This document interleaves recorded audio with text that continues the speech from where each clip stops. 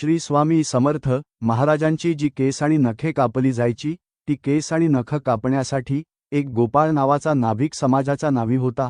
अक्कलकोटमध्ये प्रत्येक भक्ताला स्वामींचा प्रत्यय तर आलाच होता, त्यामुळे अक्कलकोटात स्वामींचा प्रत्येक एक भक्त स्वामींचे केस व नखे कापताना हात पुढे करून त्या गोपाळ नाव्याकडून ती केस व नखे मागून घ्यायचे।